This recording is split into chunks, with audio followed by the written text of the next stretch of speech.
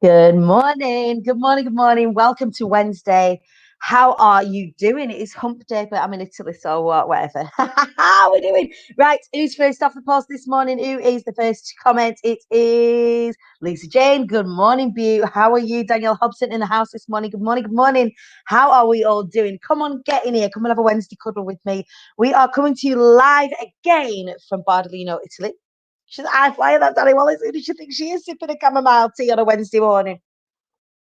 Good morning. I hope you are all well. How are we doing? What have you guys got planned today? Tell me in the comments. What is the weather doing? I'm in Italy. It is scorchio outside. I didn't bring my weather chart with me this morning. Um, so I had to leave that in the UK, sadly. However, I have brought, look at this. Look. So I brought like portable um a post-it portable flip chart to do all of the work I'm doing with the Glorious Claire Suite. So we have had yesterday where we started to talk through different kinds of structures, different types of talk structures. And then what we do is we look at story finding. So we do a couple of things. So we look at the things. So say, for example, you've got a TED talk or a TEDx talk, and the TEDx talk is ideas worth sharing, ideas worth spreading. So what I asked my clients to do, what I asked Claire to do yesterday, is go through all of the ideas that she has that might be worth spreading. Something that is either a new idea or an old idea that we can share in a different light. It is interesting to see the things that come out. And then the next bit of the process that we do is we then do a big storyline from as far back as the person can remember. So it's a quite an intense piece of work. And then what the client does, what Claire will do in this case, is then feed that back to me and tell me all of her stories. And it could be the smallest thing that could trigger a learn. And that's what we're looking for. So things that you might not think are um, interesting, or things that you don't think that you could pull or learn from, are the things that actually probably form the most connective bit of speaking.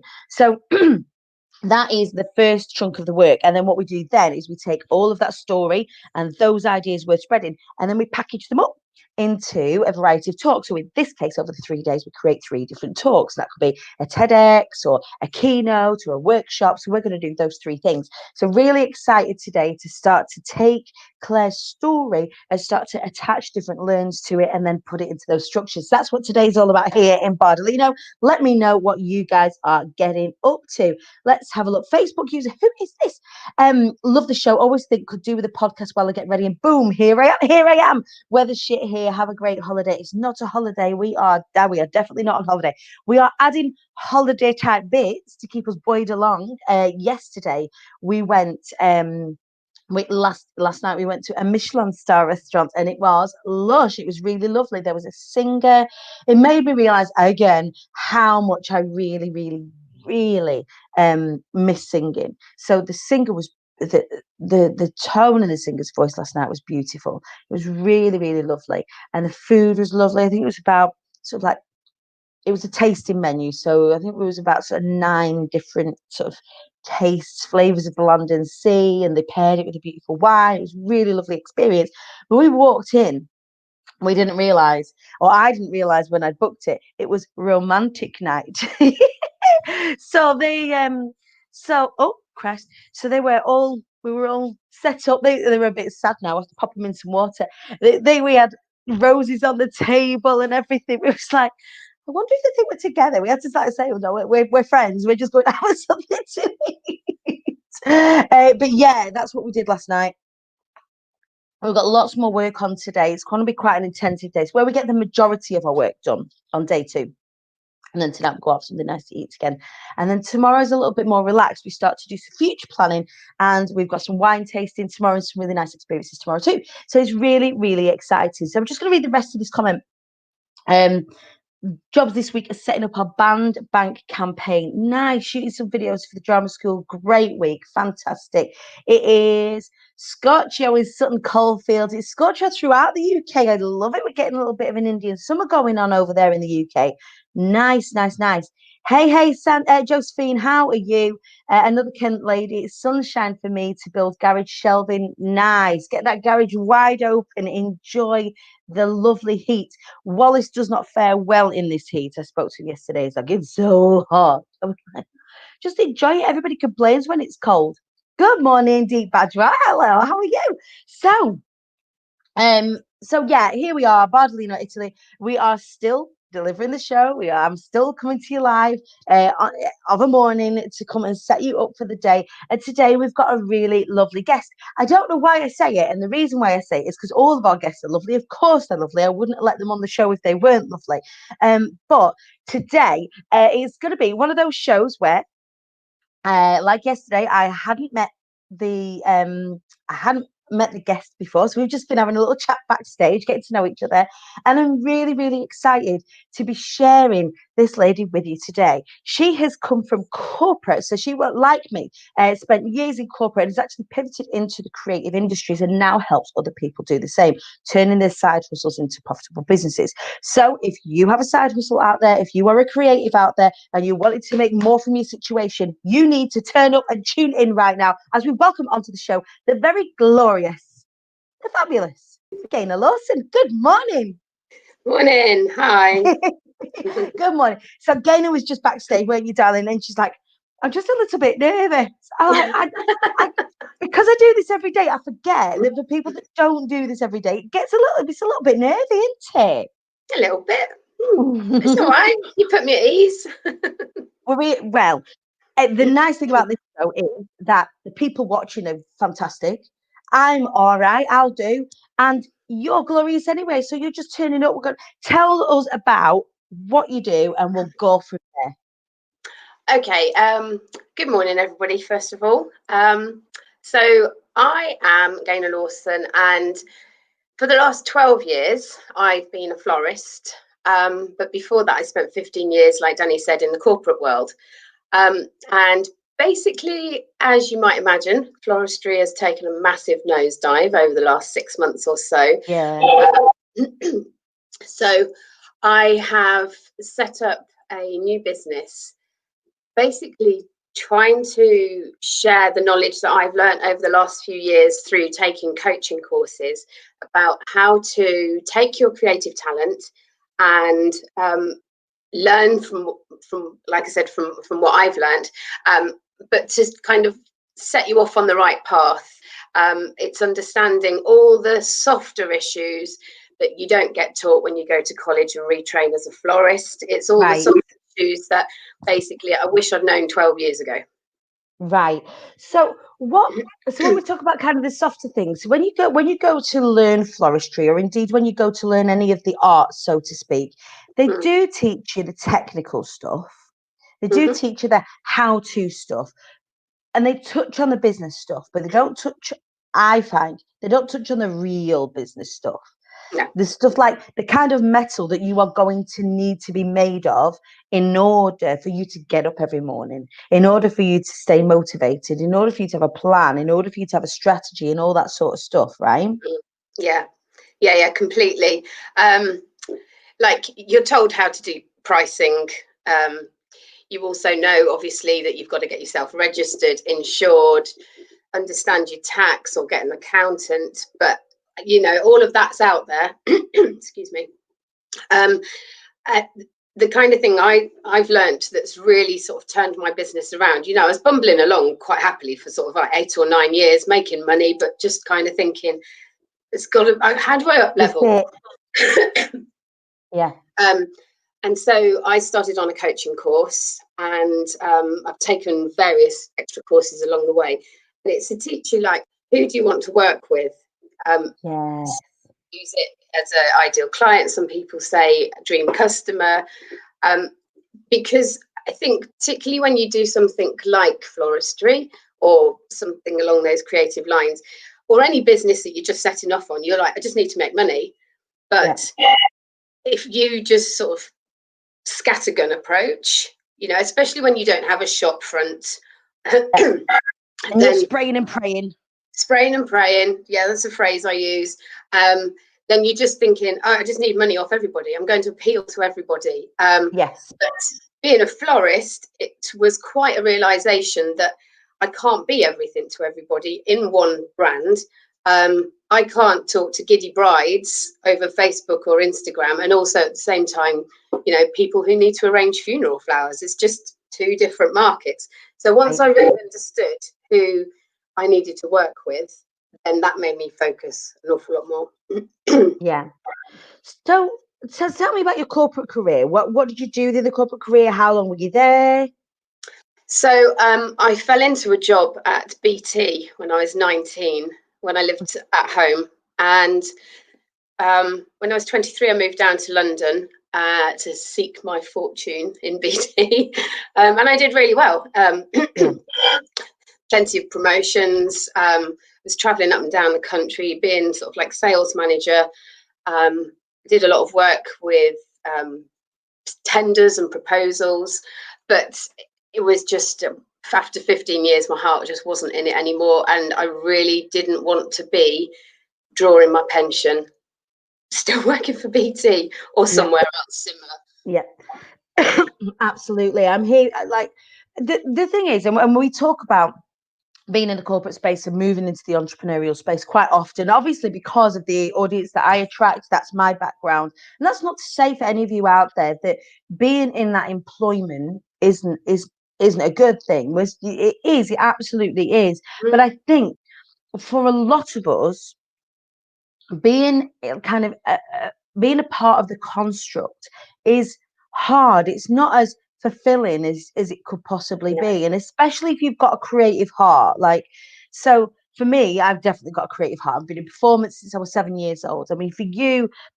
moving into floristry, that is a definite, for me, that would suggest that you've got that creativity about you. And often we find that people that work within the sales sector, they do, yes, that you've got to be results driven. Yes, you've got to work in the corporate construct of, promoting through all the time. But it is an itch that doesn't really get to be scratched when you're working for that paycheck every month, because you're that tired by the end of it. You're that tired by working all those hours for someone else that how do you fill that cup up?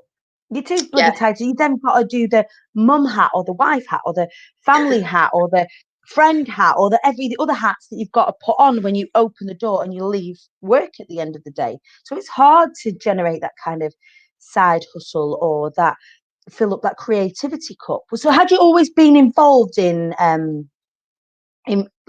you always enjoyed floristry? Kind of enjoyed it pretty much in a hobby basis, but I think the real catalyst was my husband is in the creative industries as well, and he works very long hours but thoroughly enjoys what he does.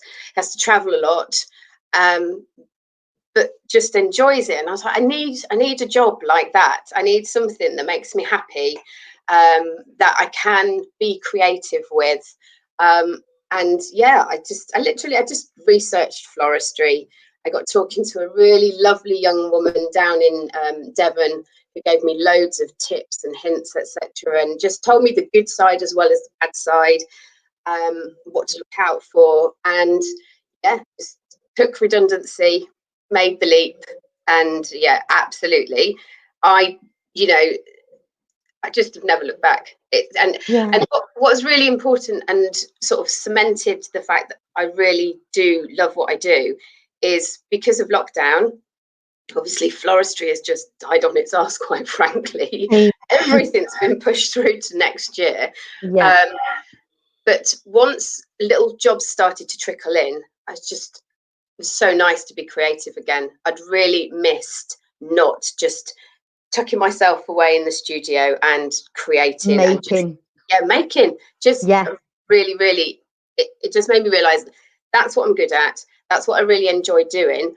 But I've always been the person that wants to share knowledge. I teach workshops, and I really enjoy seeing other people achieve what they probably didn't think they could.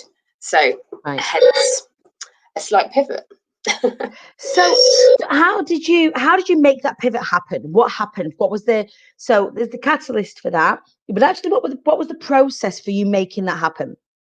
So I'd kind of had like a little something in the back of my head for the last couple of years, whilst I've been sort of learning my own sort of coaching through my own sort of coaching courses that I've taken, because it was like the penny dropped. I was like, oh my God, why do not enough people know about all of this stuff? And I literally just stumbled on the coach that I worked with, and it's changed my life. It's changed my revenue. It's changed my outlook.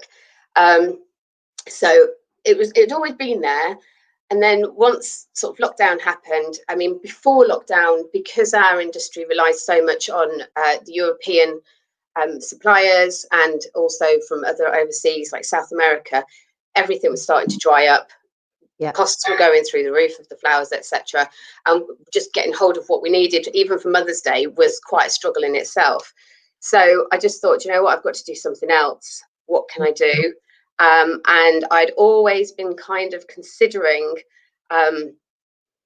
how I could kind of build for the future. I'm not always going to be a florist. You know, when I'm 55, 60, I'm not going to be lugging great big urns around. Hopefully I'll have somebody younger to do that for me. Or doing big pop-ups or all of that sort of stuff. So this was kind of like, well, now's the time, you know, as good a time as any. I've got plenty of time. I'm not doing anything. So I did another course to sort of learn how to roll this information out. And therefore I set up a Facebook group and the separate business. And so I'm building my audience. At some point I will launch the course that I've started to create. But in the meantime, I'm sharing that information to people, you know, pretty much for free, because I'm passionate about getting passionate. Such a cliche word. I hear you though. I get you. Like you've got fire in your belly to like when you've been able to do something, when you've figured something out and you can see a clear path and you start to apply it, start to see the success that you can have, there is something within us inherently, and especially as women, I would hazard to say, and I know dudes, you get this out there, people of other genders, I know you get this still, but we often want to reach behind us and say to the people who we know are going to be struggling, actually, I've cracked something here, I've worked something out, come and check this out, because I think that this is something that is replicable. I think this is something that, you know, you can apply to your lives or your businesses and have some success too. And I think that's something inherently within us, to once we have struggled, is to try and help other people avoid that kind of struggle. Would you agree? Yeah, completely. And you know, that's probably the reason why I do it. That would be my why, because I see other ladies on the school run, and they're all trying to sort of think of an alternative because their lives have changed slightly, and they're good at something, and they're like, well, I'm gonna make a business out of that. But they don't have the knowledge that I've learned over the last few years, and I don't want to see people struggle. I'm just like, like if you watch the people around you making the same mistakes as you did, you're like, actually, you don't need to do all of that. Like you don't have to. No. Like, you again, success leaves clues, so you get to leave the breadcrumbs or the cookie crumbs or whatever crumbs you want, you know, the flower petals in your case, for the people that are kind of following and kind of see they want to go in that direction and they're not quite sure how to, you know. So with that in mind, and you're growing your audience now and you're sharing, you know, what you're doing with the Career Change Creatives, what sort of creatives are you finding that you're attracting to you already? So what sort of industries? Because the thing is, it isn't just floristry, is it? The creative, anything that involves making, doing, or creating, right? So I've got photographers, and videographers who also, you know, they've been impacted as well. I've got people that make cakes, or even people that are very exceptional at making cakes and want to teach those skills to other people. I've also got people that enjoy writing for a living. You know, that's a side of creativity that's not so visual. obviously text is, but it's not what you might necessarily think of straight away. And just, yeah, I've got quite a breadth. That was quite varied, yeah. Oh, I'm getting a little bit of feedback. It's because of where we are, like the connection's great, and then I feel like as soon as people start waking up, they all start scrolling on the Facebook and start to like chew up my Wi-Fi. So yeah, you've got quite a varied like a spectrum, I guess, of different creators. And what is it that they're wanting to do? Do you find now that they're kind of coming to you? Are they in a job already, or are they already within their business and they're just wanting to kind of do better? Or is it are you definitely getting the people that are wanting to pivot, or are you getting the people that are creative? Like, what are you finding? Because I love it when you're first starting out on a coaching journey, the people that you attract to you sometimes aren't necessarily who you originally intend, and then you end up attracting all sorts of people and it grows into this thing. Yeah. It's a really even mix of people that enjoy doing what they do for a hobby, you know, for relaxation in their spare time, and are thinking, you know, I'm missing a trick here. I could make something of this, but how the hell and where do I start? But then there are also some people that are already existing within their businesses, and they might have had their business going for a couple of years, but a bit like I did 3 years ago, just go, do you know what, I need to just take it up a level, and I don't know how to do that. So yeah, the content that I'm generating is pretty much for either end of the spectrum, because it's largely around key principles of identifying your dream customer, changing your mindset, planning your time, you know, various things like that. I've got a free sort of publication coming out at the end of the week, plug time. Okay. And it covers these 5 principles that I think are the real basics, and they will apply to you whether you just play with what you do and you're thinking of going into a side hustle, or if you've already been doing it for a little while and you just need to take it up to the next level. Oh, pardon me. That came from nowhere. Like, I don't know what to do. I'm going to sneeze. I'm just going to have to sneeze. So that's at the end of this week. So I want to know, for the people that are watching out there, please do comment along. Are any of you out there creatives? Like, would you consider yourself a creative? Would you? Also, I want to know from you watching, who is in what we would call like more formal employment and who is an entrepreneur? So just by show of hands, let us know in the comments who you are and what it is that you do. Do you have a side hustle, or do you consider yourself a creative? Let us know in the comments. Like, we are interested to hear from you this morning. It's because creatives, particularly from the start of lockdown, I would argue, have had the hardest of times. The events industry, the hospitality industry, the events industry, particularly the wedding industry, a lot of where the creators hang out, the performance, the entertainment industry, outside of sort of media, have really had the hardest of times. How have you, as a florist, as a creative, helping other creatives, how have you managed that? How can you, are you feeling there's a lot of panic? Are people starting to settle down now? We've had some even more announcements in the last 7 days in the UK that have thrown people out of sync. Again, we thought we were going in one direction, and then all of a sudden it's changed, the goalposts have changed. How have you found it, and how are you finding your audience is finding it? Yeah, so within the wedding industry particularly, which is, you know, my main brand is called Bailey and Blossom, and it's for sort of high-end luxury but informal kind of couples. But I also freelance for other people, and all of that work completely dried up. And if you can hear a little bit of whimpering, it's because my husband's just left and the dog's going nuts. Oh, the dog dead's dad. Great timing. And so, sorry, she's distracted me now. It's all right. So the wedding industry is totally dried up. lots of weddings are being reorganised for next year. They're even being reorganised for the year after now. People are getting a little bit cold feet situation. Even about next year. Yeah.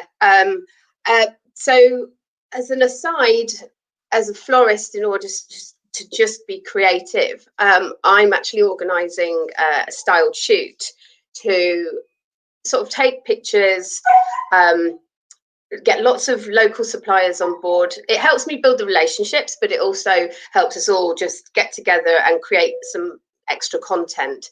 But it's about the idea of just literally embracing that 30 people elopement style wedding, because I don't think, as much as there are many of the weddings that have been booked on for next year, I don't think until at least the end of this year, purely my own view, you know, I haven't got a crystal ball, but I can't really see that changing. And I would like to see that change. I don't think we are going to see that change. And that's just because even I think the past sort of 7 days have kind of sealed that for us. If the goalposts are changing and they're actually shrinking the amount of people that can kind of hang out together in a social space, I find that it's having a massive knock-on effect for people's mental health. It's having a massive knock-on effect for stress levels. We are social animals and we are being restricted. Yes, it is with the intention to keep things safe, but it's so bloody ambiguous. Everything is the whole bloody thing's ambiguous. And very boring. Yeah. So yeah, I mean, people in my industry are, some people are thinking, what else can they do? And there's been some really smart ideas about how people have managed to change their revenue streams. And other people are just battening down the hatches and getting on with whatever they can until such things change. Yeah. So at the end of the street, for anybody that's creative, I can hear that. I've got a real bad like echo thing going on. I think it's settled down now. For anybody that is a creative out there, at the end of this week, you've got something that is going to be really helpful for them. So this oh look, show me, put it up to the camera, let me see.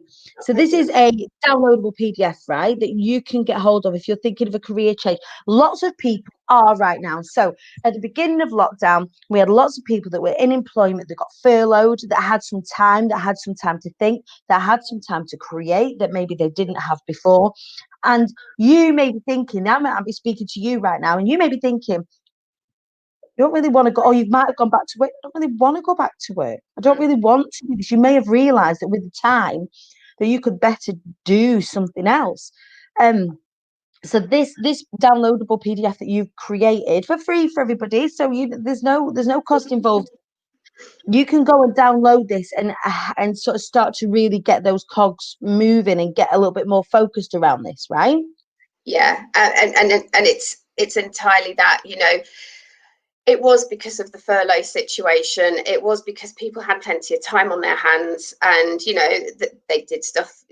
People kind of went in one direction or another. They were kind of like, shit, what the hell am I going to do? And others are like, well, I'm still being paid. I'm just going to go and do some knitting or make a cake. Like whatever. We can do what we want now. Exactly. But you know, after a little while, I kind of was getting the feedback from people, but I'm just bored. What can I do with my life? So that's what sort of made me create this PDF, was to say, look, if you are thinking about your change of direction because you've reassessed what's important to you, this is a little bit of a guide to get the cogs whirring, to make you think it through a little bit, and basically to give people the confidence that they can do this. I did it. You know, I literally did just jump from corporate world selling IT systems to playing with flowers, as people think. That's what they think, isn't it? They think that creatives, that you always dead glamorous what you do, isn't it? You're just fanning about with flowers. Or for me, I get up and sing. It must be dead glamorous, and it's not. My job's a driving job. Your job's a heavy lifting job. It's not. It's not what you think. It's an early morning job when you're going picking the flowers from the market in the first instance. It's a very horrible hands job.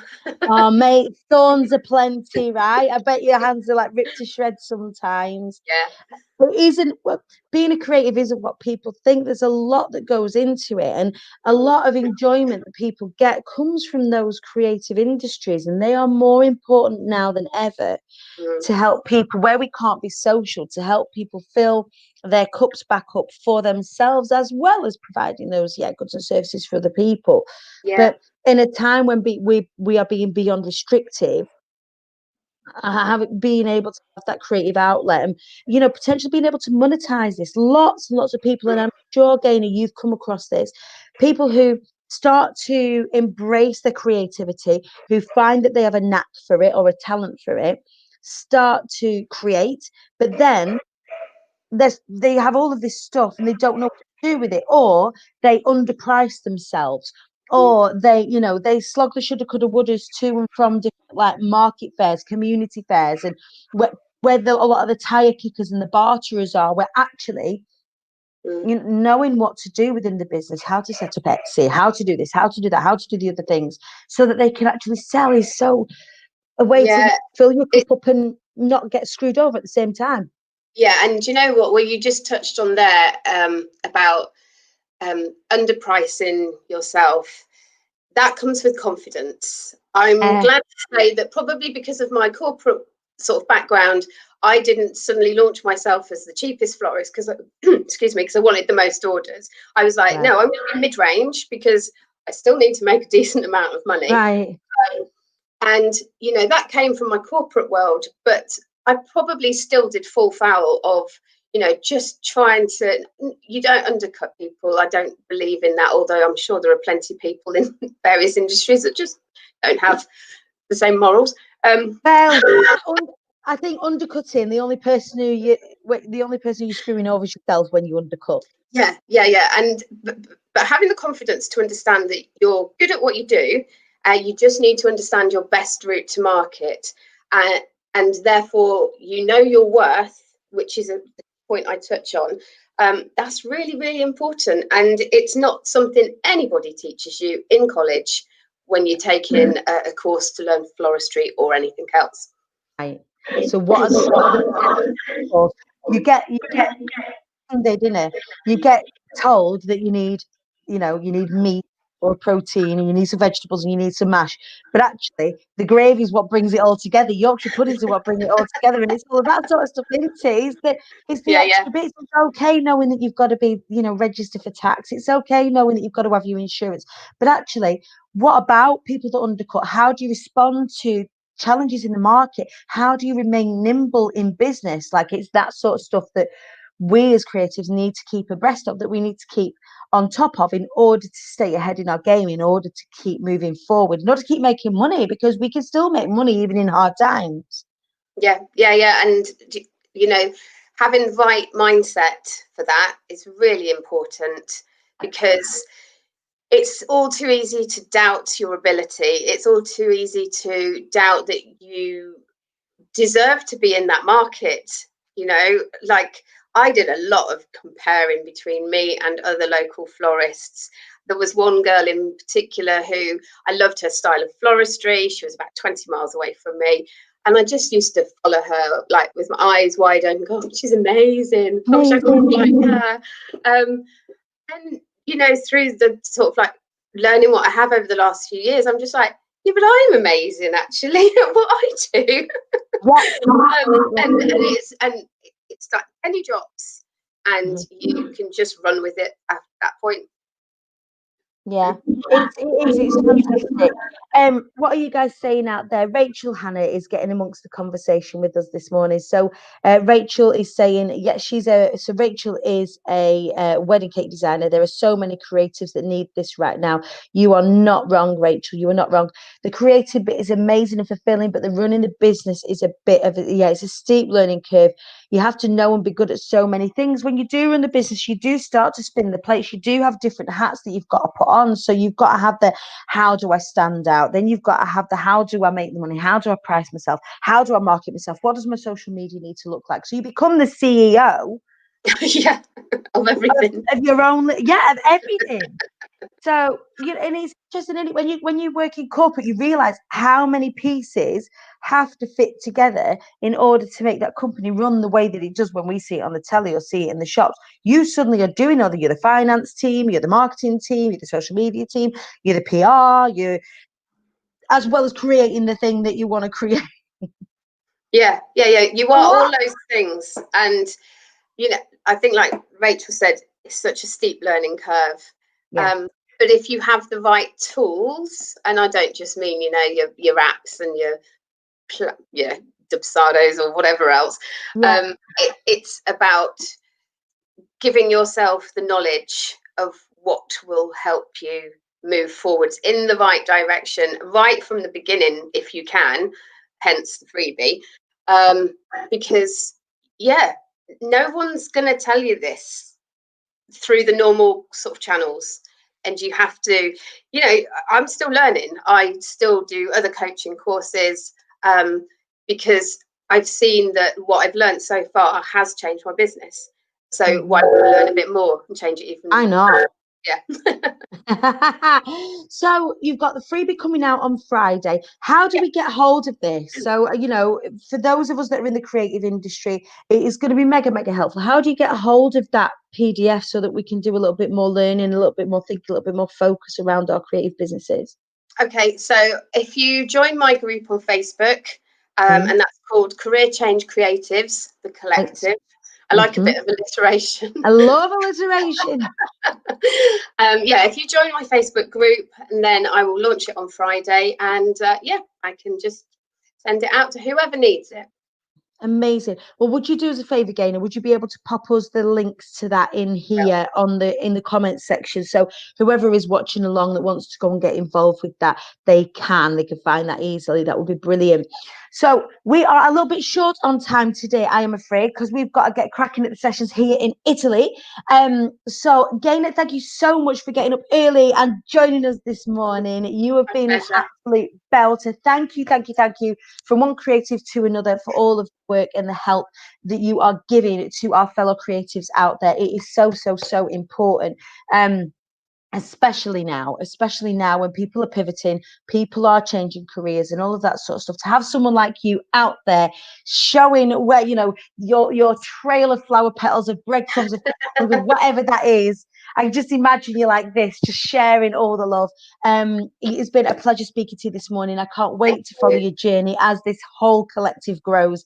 Good luck for Friday. Hope you get loads and loads of people downloading. You will need this. If you are a creative, you will need that PDF just to give yourself a little bit of focus, something to think about over the weekend, and then you can go out and rip it up in the weeks to come. Gaynor, thank you for joining me.